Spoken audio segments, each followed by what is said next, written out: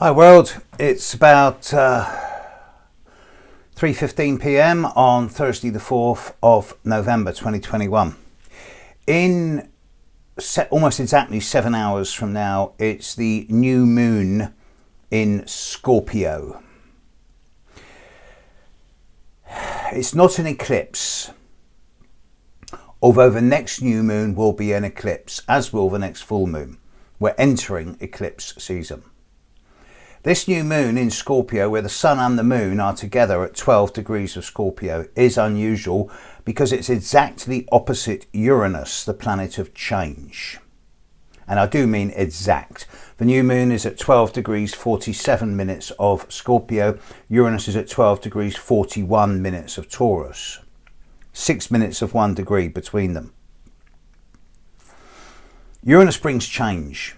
Change can be disruptive, chaotic, dramatic, sudden and unpredictable.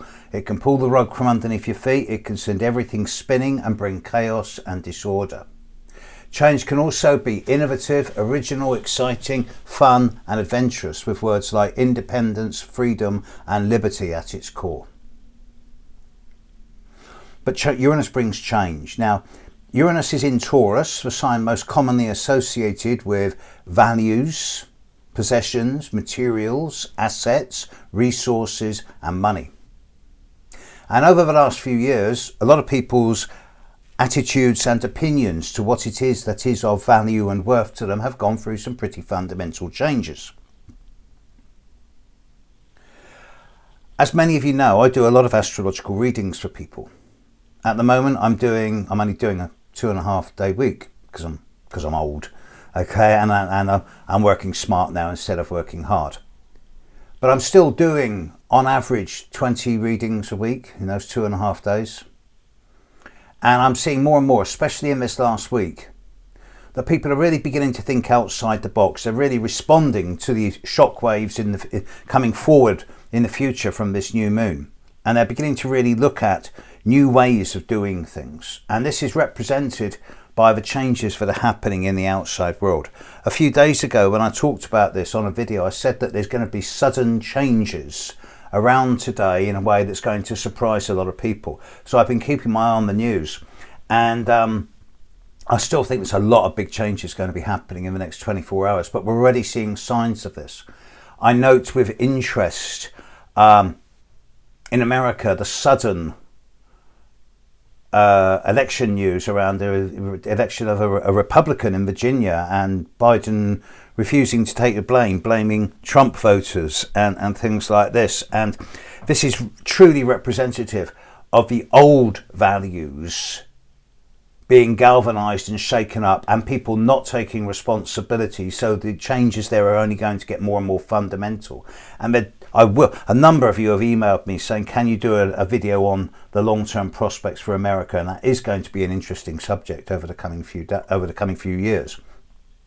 In Britain, in the last couple of days, an MP who was investigated by the Standards Committee for lobbying for a company that he had a financial interest in, rather than suspend him, his party decided to change the rules of the Standards Committee to suit themselves. And the public outlash from this, the lashback, has been phenomenal in the last 24 hours, with many people in Parliament in the UK saying, right, we're not working with you anymore. The media response has been phenomenal. And then in the last hour, the Member of Parliament in question has resigned, saying he doesn't want to be part of politics anymore because he finds it dirty and corrupt. And this has really shaken British politics. It's exposed the sleaze and the corruption that lies at the heart of party politics, regardless of what country it's in, although Britain is representative of this at the moment. I could draw parallels with governments in America, governments in Australia and India, Brazil. It's everywhere. Nepotism, elitism and sleaze. And the changes that are coming from this are phenomenal. I mean, let's just step outside the politics, although not by much. I note with interest just in the last couple of days the large number of growing rumours about the president of Turkey who chose at the last minute not to come to the Glasgow conference. And having looked at his chart, I'm thinking, you know what? There's going to be big changes, very big changes in his life in the very short-term future. And I wouldn't be at all surprised if he's no longer president of Turkey by the time we're into the end of February. And now that we're heading into eclipse season and the new moons that are coming up, and I'm particularly focusing on the new moon around the 18th, 19th of January.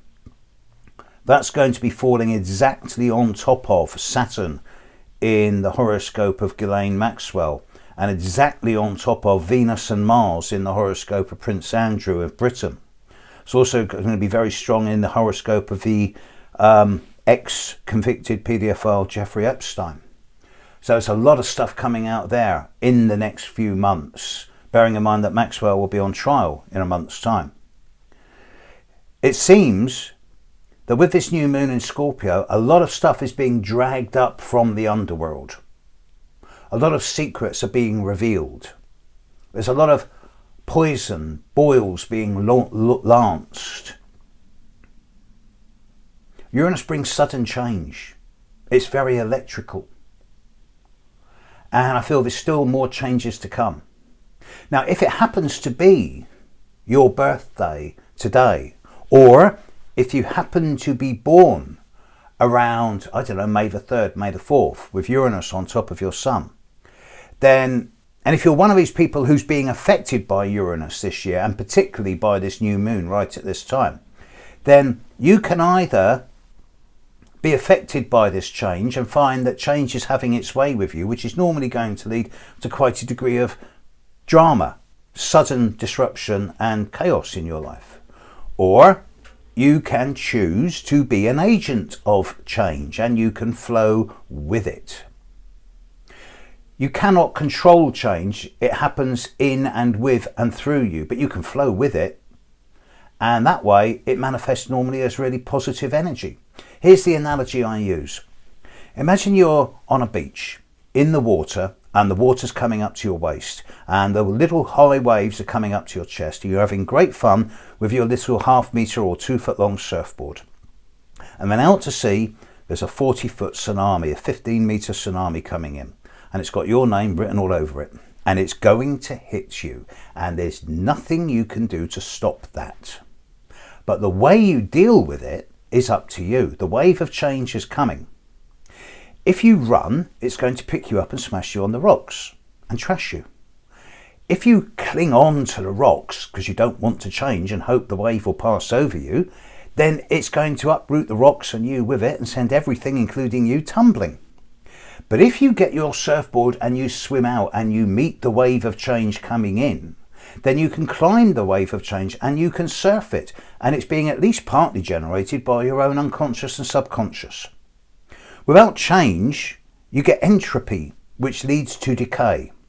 However, when there's a situation, environment, group of people who have everything the way they think they want it, and they don't want to change because change means upsetting the status quo, you then get inertia, which in turn leads to decay and entropy.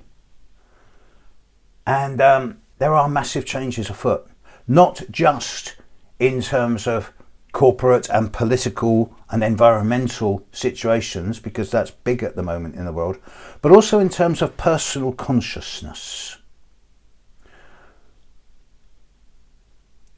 Just in the last few months, it does seem as if a lot of people are really beginning to wake up and think, well, how do I want my life to be? And they're no longer, many, not everyone, but many people, more than before, individuals are beginning to realise that, yes, they can look to governments and social services and healthcare professionals to help them with their lives, but actually, who is responsible for your life? Who is responsible for your well-being? Who is responsible for the way you see the world? It's you. You are responsible for your perception. And you can choose to be upbeat, positive, dynamic, projective. You can choose to be different. You can choose to be challenged. Now, this is not to belittle. I do not wish to demean those who are going through genuinely hard times. There's a number of people out there with genuine health, mental health, physical health, emotional health problems who genuinely need help. And I'm not suggesting that they're dreaming it in or making it all up. But I am suggesting, as many of you know from my catchphrase, that negativity can't exist where there's humour. And the ability to find humour, even through the tears, to be able to laugh at oneself, to be able to laugh in, with and at the world, and to be able to welcome change as a stimulus. Because sometimes, folks, it's better to try and fail than not to try at all. If we don't try and bring change in, what's the point of being alive? So it's new moon. It's new moon opposite Uranus. It's the strongest new moon of the year. Change is in the air. And to avoid any further large-scale disruptive changes that's going to upset the equilibrium of a planet even more, I suggest that the major need for change that's coming is in our own perception, our own willingness to take responsibility for our own lives. And keep the humour. It's what makes us different. Catch you later, world. Bye.